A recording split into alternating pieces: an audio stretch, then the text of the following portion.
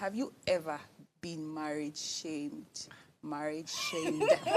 Every single person has been marriage shamed, indirectly or directly. Let me read the dictionary definition of marriage shaming. It says it is the societal pressure and criticism people face based on their marital status. So if you are married, you are single, you are divorced, marriage shaming in that context, right? So for married people and people that are divorced, there is that, she could not keep her home, or he could not keep his own home. And it's mostly targeted to the woman, like, okay, you could not keep your marriage, why, blah, blah, blah. Or for the man, you are not man enough. Your wife was, carrying you, dribbling you here and there. For the singles is, you don't want to get married, especially for the female gender.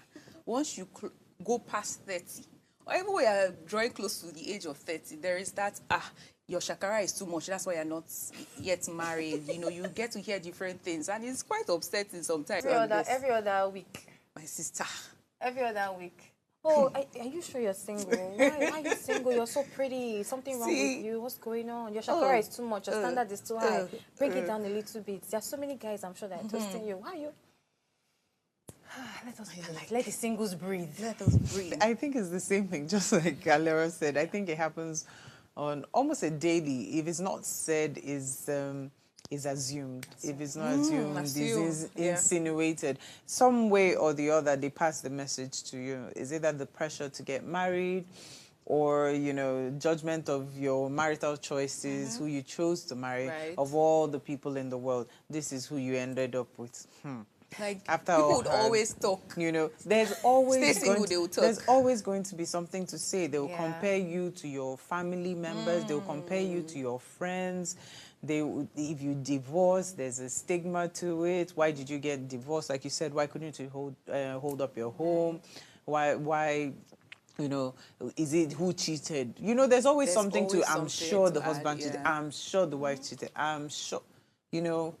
There's always going to be something. Yeah, and the funny thing again is that even married people also experience, marriage shame. Yes, of course. Because imagine, everywhere. Remember, I think sometimes most married ladies, once they get married, their single friends will be like, she's married now, let's not invite her out, or let's not say this thing around her. Let her That's another thing, because, sorry to interrupt you, Alera, people say, married friends, they don't want to associate. But sometimes, the single friends are the ones say, no, you're a married woman, no, don't let me disturb you. They don't invite them out. But we've already come from a culture where they already tell you, even you hear it so much in the marriage, that once you do that, like once you get married, you even leave your single friends so that they will not take you out. They will not, they are the ones that make you wander out of your house. My dear, see, a wanderer will wander. How does it make you feel when people ask you and you say, I'm not married yet? Sometimes people look at you, are you married? No, I'm not married. How does it make you feel when people marriage shame you? Because it's a common thing in Nigeria, especially as a woman. For the man, they'll say, he's still making money, he's trying to get money. But for the woman, they're like, just settle down, man will take care of you now. Just, relax, enjoy yourself. How does it make you feel? Obviously, it makes me feel bad. It puts me in a very confusing state of mind, because my nature normally is actually to do whatever I want to do.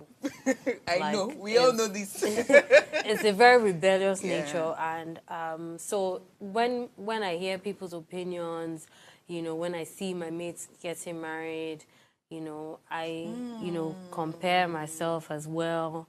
I tend to self-doubt and start thinking, okay, you know what? I've chosen this path. Maybe I have to, man up and face the consequences of what is going to be. Absolutely. So it also gives me power to say, I'm my own person and I will make my own decisions. It's fine if I don't get married. I'm not really under any pressure for anything. I will do whatever I want. What is important for me is, reaching my goals that I set for myself. 100%. And I guess self-discovery is a journey as well.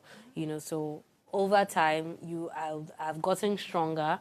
I've not really been marriage shame per se. I mean, my aunties chip it in once in a while, but maybe because of my age, I'm still at the age where they're just giving you in trinkles.